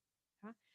Uma coisa que a gente gosta sempre de orientar é o descarte. Poucas vezes a gente escuta essa orientação, mas o descarte das placas que cresceram aqui dentro, ele precisa ser feito de forma adequada, tá? Então, você pode ter uma mini autoclavezinha, tá? Que vocês veem aqui, aparece uma panelinha de pressão, essa é uma mini autoclave de 8 litros, de manicure, de dentista, você compra na internet, ela é bem tranquila de trabalhar, tá? Ou você pode fazer o descarte químico, deixando as placas mergulhadas em hipoclorito a 5%. Nós não gostamos muito de recomendar o descarte químico, porque envolve manipulação, envolve diluição, tá? Não tem um produto pronto que você compre e jogue ali em cima, você tem que fazer a diluição, porque para matar a bactéria tem que ter cloro livre a 5%, que boa não é 5%, é 3%, tá? Então, a gente orienta, mas fica a cargo de cada fazenda a escolha, se vai fazer o descarte químico ou se vai ter a mini autoclave, que custa aí, acho que por volta de uns R$1.000, você parcela em 12 vezes na internet, tá? A estufa é essencial, tá? Não dá para ter outro equipamento que não seja estufa, tá? Porque a estufa controla a temperatura, umidade, regula com a temperatura ambiente, então você tem o crescimento adequado das bactérias, tá? Tanto em temperatura quanto umidade. Então, aqui algumas fotinhas de alguns laboratórios que dá para ver, tem de todo tipo, né? Então, tem laboratórios mais organizadinhos, tem laboratórios super organizadinhos no canto do escritório, tá? Aqui em salas separadas, aqui no cantinho lá da sala de ordenha. Então, é bem tranquilo, você precisa, em todos eles, de uma estufa, tá? Isso é condição sine qua non para você ter um bom diagnóstico. Tem laboratórios já bem que são vitrines em cooperativas e em laticínios, tá? Como que você inicia o trabalho? Então, adquirindo a estufa, a primeira coisa, você pode fazer compra direta em alguma loja, em algum site online. A gente tem a loja virtual da Innovate Science, tá? Ou pode ligar lá no laboratório, conversar com a Juliana e fazer a compra direta, tá? Você faz o pedido das placas, a partir do momento que a estufa chegou, você faz o pedido das suas placas, tá? No formato direcionado para a sua fazenda. Eu vou falar um pouquinho disso no próximo slide. E junto com a placa já vem o kit coleta, já vem o tubinho estéreo e o suave para você coletar seu leite e trabalhar suas placas. Ou seja, você já recebe o pacote pronto, é só colocar em prática. Tá? Os modelos de placa, que nem eu falei, hoje são 5, tá? A Acumaste Plus e a Acumaste são placas direcionadas para mastite clínica. A Aquiltrit para subclínica ou para placas de CCS. A Strep e a Staph para rebanho, para Galacti ou para Aureus. Tá? E elas são assim, são placas que têm os meios cromogênicos. Tá? E elas vêm divididas em seções. Então, essa aqui de cima é a Acumaste convencional, a antiga, que acho que muita gente ainda usa. E essa aqui é a Acumaste Plus, que é a placa nova. Ela veio com uma diferença, ela veio com um quarto campo aqui embaixo, tá? Que é o campo do Streptococcus agalacti. Então, na Acumaste Plus, você consegue fazer todos os grupos de bactérias. Você consegue fazer os coliformes, os Streptococcus totais, todos eles, os Staphylococcus aureus e não aureus, e agora confirmar o Streptococcus agalacti nesse quarto campo. Então, essa é a placa mais completa. Ela pode ser usada tanto para mastite clínica, quanto para subclínica, para terapia seletiva de secagem, para pós-parto, ela pode ser usada para qualquer situação, porque é a placa que cresce todos os grupos bacterianos. Mas a gente acaba direcionando ela para as mastites clínicas, tá? Porque os coliformes são extremamente importantes nas mastites clínicas, porém não tem grande relevância nas mastites subclínicas. E aí, para as mastites subclínicas, a gente usa a Acutrit, que é a próxima placa. Tá? Então, os custos de como vai ser o custo do seu diagnóstico vai depender de que tipo de bactéria que você tem rodando na sua propriedade. Então, a gente gosta de falar que hoje as coisas estão caminhando para uma personalização. Tá? Então, na minha fazenda, eu não tenho a Galact, eu não preciso usar a Acumache Plus, eu posso usar a Acumache convencional. Tá? Ah, não, na minha fazenda eu não sei se eu tenho H-Lactic. Então, começa com a Acumache Plus, que ela já te direciona o H-Lactic. Tá? E uma beleza assim dessa... Deixa eu ver se é aqui. Daqui a pouco. Eu vou falar um pouquinho mais da Acumache Plus lá na frente. Me lembrem se eu esquecer. Tá? Falar do H-Lactic dela. Um estudo que a gente fez, né, e hoje várias fazendas já têm isso em prática, é usar placas combinadas. Então, coloca a placa completa, que é a Acumache ou a Acumache Plus, para mastite clínica e a Acutrit para CCS ou para subclínica, porque a Acutrit tem custo reduzido. Então, quando você combina os custos de uma placa mais cara com uma placa mais barata, o custo final, ele desce. Tá? Então, nós fizemos uma simulação como se fosse 3 fazendas. Uma fazenda que tem 20% dos animais com CCS maior que 200, tá? E 10% de mastite clínica. Aí a gente fez a conta usando a placa completa para tudo isso e usando a placa completa, que é a Acumache, para as clínicas e a Acutrit para a subclínica. E você teve uma economia, quando você usa a placa combinada, de 34%. Né, que são fazendas que têm uma taxa mais elevada de mastite clínica. Para fazendas onde você tem uma prevalência maior de subclínica e menos de mastite clínica, a economia cresce muito. Então, se você fizer o uso combinado das duas placas, você tem uma economia aí na casa de 44%. Tá? E numa fazenda que é mista, né, um pouco de ambiental, um pouco de subclínica, a economia cai um pouquinho, mas em todos os tipos de fazenda, uma mais ambiental, uma ambiental e contagiosa e uma contagiosa, em todas elas, se você fizer uso das placas combinadas, você vai ter algum tipo de economia, tá? Aqui é só, eu falei que eu ia deixar o custo, porque todo mundo pergunta, né? E eu acho que isso é importante, falar do custo, porque às vezes as pessoas acham que fazer a cultura é um custo impeditivo, e não é, tá? Eu vou mostrar aqui para vocês que não é. Então, para você trabalhar as mastites clínicas com a Acumache, o custo por amostra que você vai ter é R$ 13,30. Quanto custa uma mastite clínica hoje? Tratar uma vaca, um teto de uma vaca hoje, aí no Rio Grande, quanto custa? Mais ou menos. Com descarte de leite, hoje passa de R$ 1.000. Isso. Então, o que é 13,30 para você descobrir que você não precisa tratar essa vaca se você tem uma cultura negativa ou se você tem um coliforme, com exceção da Klebsiella. Tá? Então, você vai gastar 13,30 para falar que você vai economizar os outros 900. Que seja 300, né? Você economiza uma grande quantidade de dinheiro que você vai usar para a aplicação e também com relação ao descarte. Tá? Então, isso não é só ter o uso racional de antibiótico, mas também trazer economia para dentro do sistema. Tá? A Acumache Plus, que eu falei que eu ia só fazer uma chamada aqui para ela, esse quarto campo aqui, que é o campo do H-Lactic, tá? Ele não só seleciona o H-Lactic, que aqui só vai crescer o H-Lactic, o Lactococcus e o Enterococcus. Os outros Uberes e Disgalacti vão ser inibidos. Então, ela não só esse campo aqui não só seleciona, mas ele também favorece o crescimento do H-Lactic. Então, uma vaca que está no início de infecção, num teto só, e você fez o pool de tetos na sua cultura, e tiver pouquíssimas unidades formadoras de colônia, ele tem na sua composição, né, substratos enriquecedores específicos para o H-Lactic que favorece o crescimento dele, mesmo com baixas unidades formadoras de colônia. Então, você consegue pegar, às vezes, quem usa essa placa vai ver que ele não vai crescer aqui, né, que ele teria que crescer aqui, mas ele não vai crescer, e vai crescer aqui. Por quê? Esse é um agar geral para os streptococcus. E esse aqui é um agar específico para o H-Lactic. Então, ele vai conseguir pegar mesmo tendo pouquíssimas unidades formadoras de colônia. Então, fazendas que têm desafio por Agalacte, use a Acumaste Plus em vez da Acumaste convencional, tá? Porque esse campo aqui favorece o crescimento de poucas colônias de Agalacte. E não fica apertado para fazer 3 amostras nessa placa, hein? Não fica. Ó, dá para passar com tranquilidade, tá? Bem tranquilo de passar. Eu não sei se eu tenho foto dela mais para frente. Se não tiver, você me lembra que eu te mando, tá? De três amostras. É bem tranquilo. Essa aqui é a placa de CCS, né?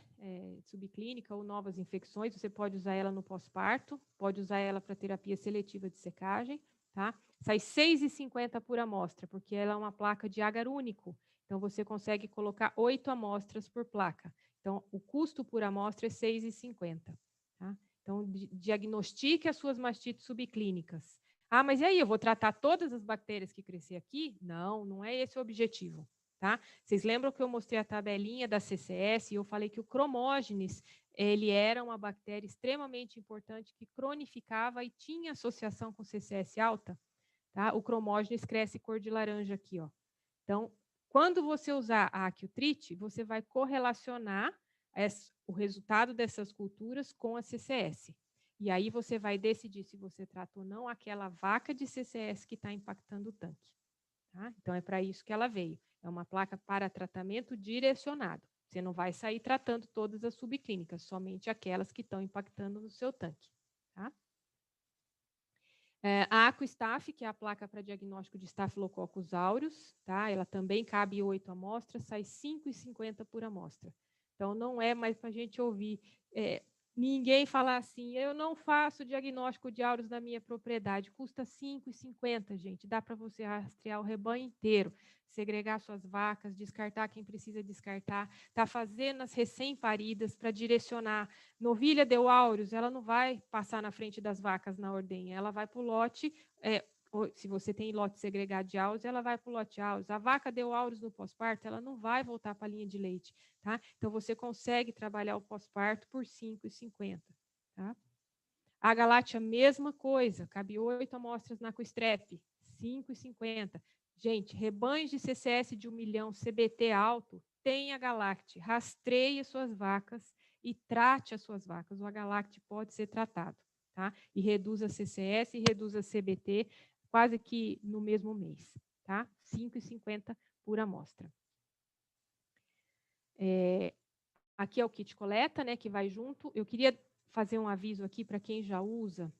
Por conta da pandemia do Covid, não sei se vocês estão sentindo aí no Rio Grande do Sul, na universidade, mas o plástico, qualquer tipo de plástico, ele está sumindo do mercado.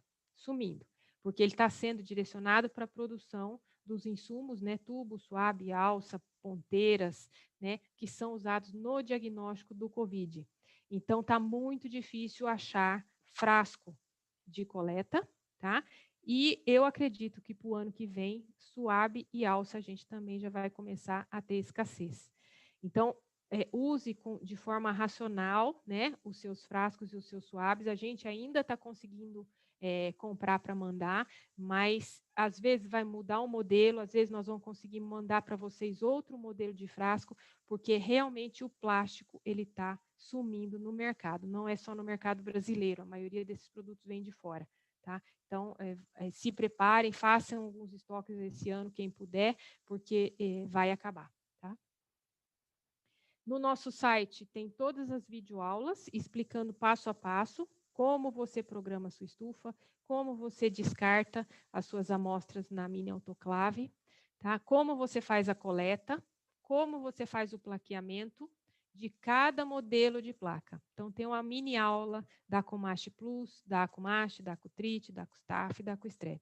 Tá? A gente explica aqui como fazer, por que é importante homogeneizar a amostra, às vezes congelar a amostra, por que é importante controlar a temperatura da geladeira para não congelar a placa, controlar a temperatura da estufa para você ter um bom crescimento bacteriano. Tá?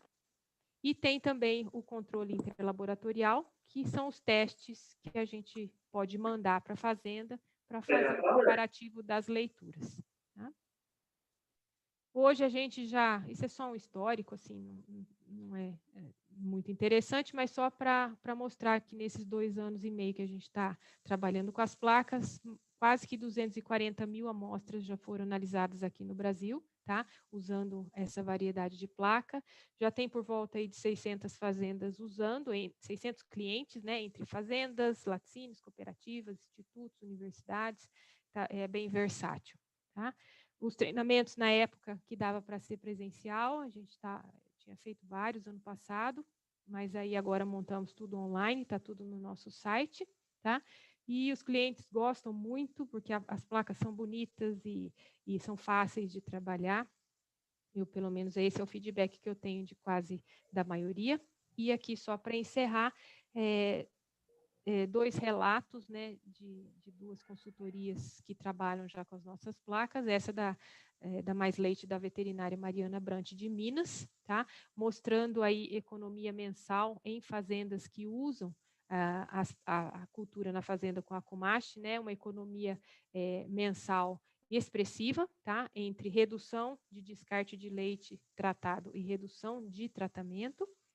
E esse aqui é da Resolpec, que acho que a Thaisa já apresentou esses índices, e ela nos autoriza sempre a apresentar, tá? Que independente do tipo de fazenda, tá? A porcentagem de vacas tratadas vai variar de acordo com a bactéria prevalente na fazenda, tá? Porém, a economia, ela acontece em todos os segmentos.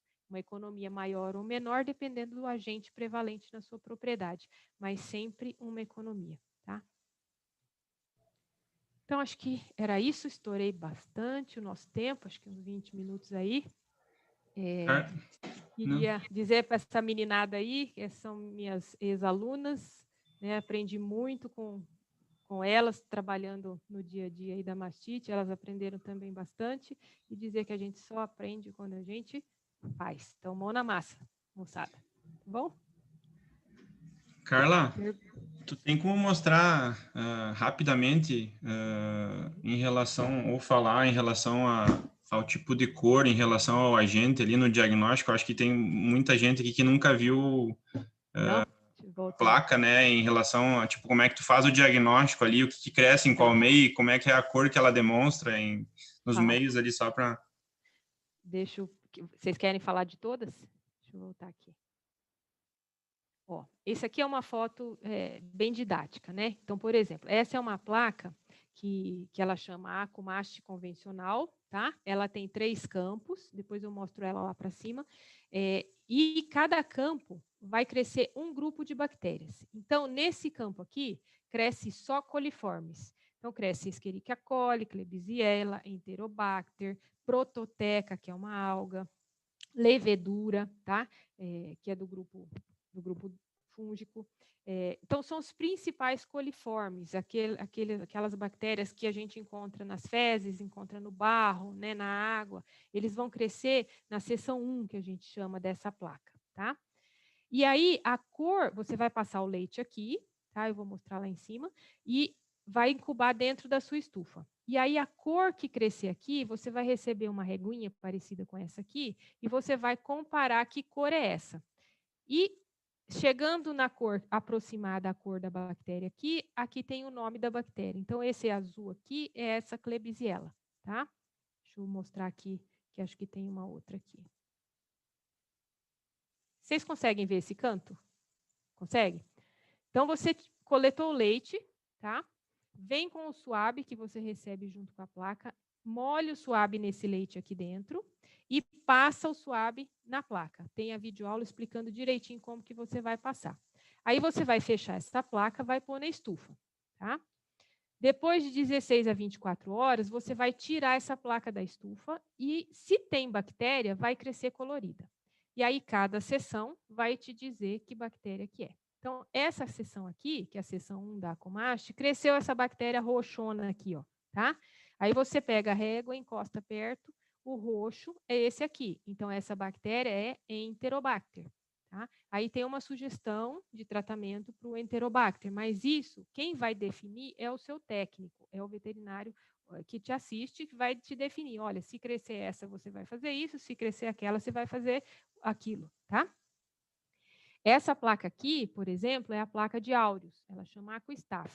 Então, você passou 8 amostras de leite, tá? Cada triângulo desse é uma amostra de leite que você passou com o SUAP. Quando você tirou da estufa, essa estava negativa, não tem crescimento, negativa, negativa e negativa. Essa aqui cresceu cor-de-rosa, cresceu cor-de-rosa, cresceu cor-de-rosa, cresceu cor-de-rosa. Na Aquistaf, a cor-de-rosa é Staphylococcus aureus, tá? Então, você tem essas 4 vacas negativas para áureos e essas 4 vacas positivas para áureos. Tá? Essa aqui é a aquiltrite. Também você passou 8 amostras de leite, tá vendo? Cada borrãozinho desse aqui é uma amostra de leite diferente. Então, essa amostra de leite que cresceu azul pode ser do grupo dos Streptococcus, pode ser um agalacte ou um disgalacte.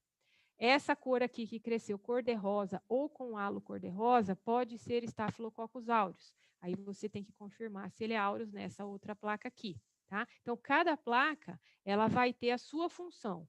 Cada uma vai ser usada num momento. Deixa eu ver se eu tenho as outras aqui para mostrar. Peraí. Ó, essa aqui é a Aquastrep, tá?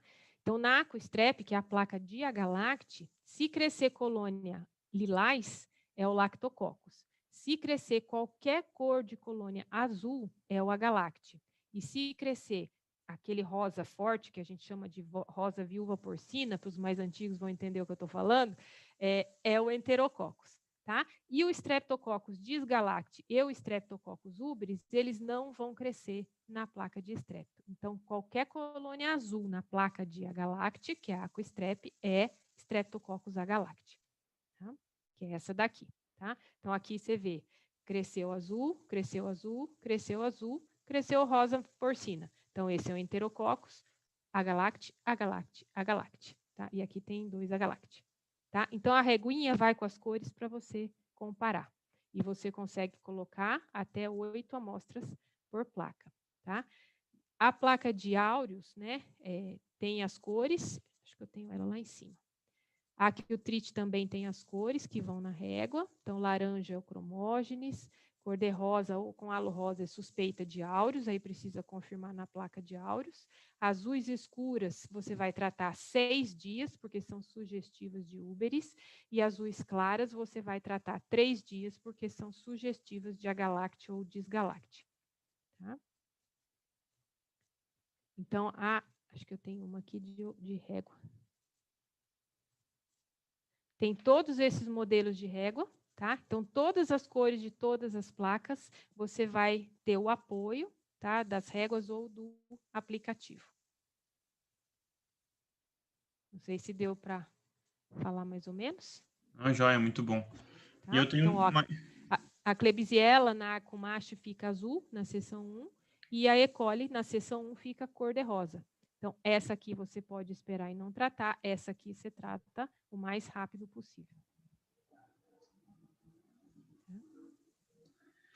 Mais uma dúvida. Quantos dias pós-parto tu recomenda fazer a cultura? Quando você está diante de uma fazenda que tem agalacte, você pode fazer no dia seguinte. Tá? Afinou um pouquinho o coloto, você já joga na placa.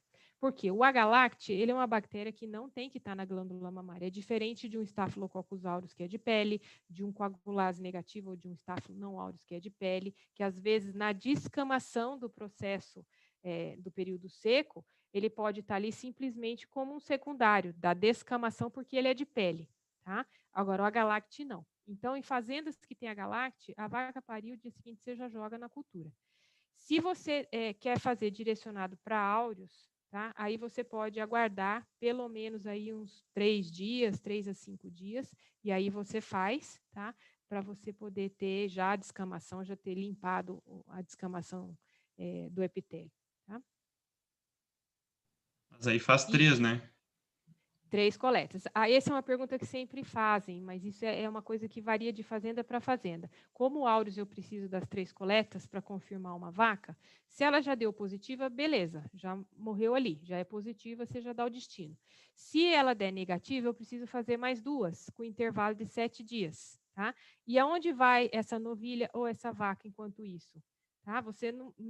Se você estiver fazendo um programa né, de estratégia, de controle de qualidade, tentar deixar essa vaca no meio, entre o lote que você já sabe que está limpo e o lote sujo, que é o lote da CCS ou de mastite, tá? Até você terminar essas coletas. Aí você dá o destino, ou ela vai para cá ou ela vai para cá. Se der para fazer isso, fazendas grandes não tem jeito, né? Aí tem que fazer culturas mais vezes, tem que ir testando o rebanho mais vezes. Em fazendas menores, às vezes você consegue. Tá? Aí cada caso é um caso. Joia. Pessoal, alguma dúvida a mais? Alguém quer perguntar alguma coisa? Quem não perguntou? Quem usa a placa, qual dificuldade que está tendo? Será que quer partilhar?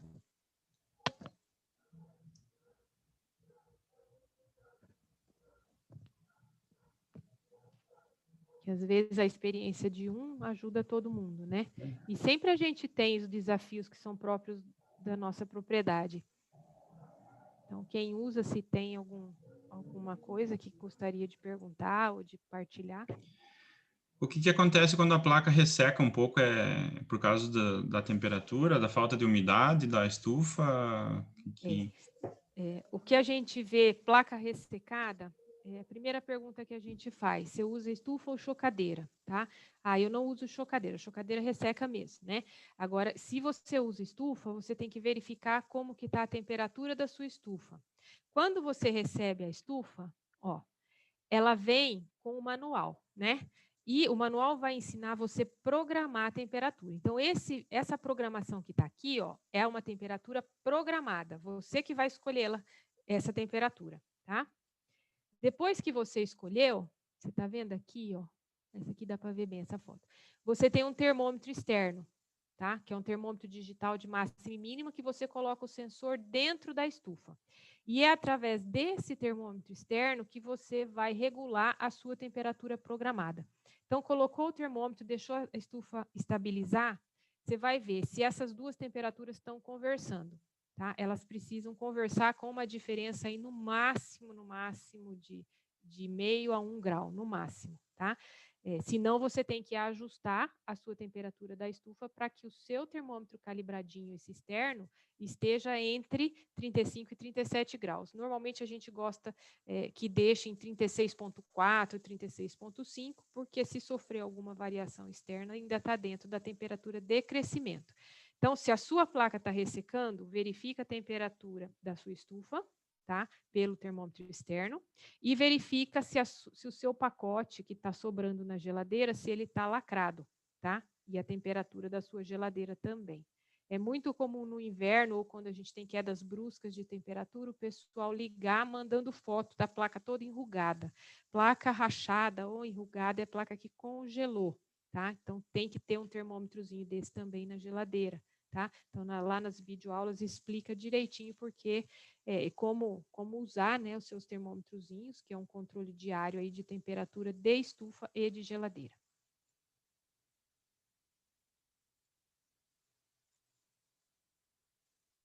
Mais alguma coisa? Então, não sei se alguém tem mais alguma pergunta para a doutora. Eu gostaria de agradecer a presença de todos, principalmente da doutora pela disponibilidade, pela excelente palestra. Eu acredito que todos gostaram. E vamos entrar em contato novamente para mais uma aula, pode ter certeza. Muito obrigada mesmo. Obrigada, professor Daniel, também. E é isso aí, doutora. Obrigada mesmo. Então, tá bom. Eu que agradeço vocês, a paciência de estar até agora, né? Todo mundo sem janta. E espero, assim, que tenha trazido alguma colaboração. E pode passar meu WhatsApp para quem tiver mais alguma dúvida ou quiser conversar mais sobre a cultura na fazenda. Tá bom? Procurei pegar um pouquinho de cada coisa para não ficar nada solto, né? E fica aí à disposição para próximos assuntos. Tá joia? Obrigada, Daniel. Obrigada aí à universidade, obrigada aos alunos e aos produtores que assistiram até agora. Também gostaria de agradecer, Carla. Eu acho que foi uma noite de muito conhecimento, né? A gente vê que o pessoal tá aqui porque quer aprender, quem está aqui a gente tem aula hoje também, então o pessoal que veio participar é porque gosta de vaca, primeira coisa, né, que quer aprender mais sobre mastite, principalmente, e a palestra foi, nossa, foi muito ampla, veio desde o básico até o específico, né, então eu acho que quem não trabalha, que não conhecia sobre mastite hoje saiu com um ótimo conhecimento já, até porque a Carla tem muita didática também e a forma muito legal de passar as coisas, né? Então, eu gostaria de agradecer em nome da IMED também pela disponibilidade e precisando de qualquer coisa a gente está disponível, né?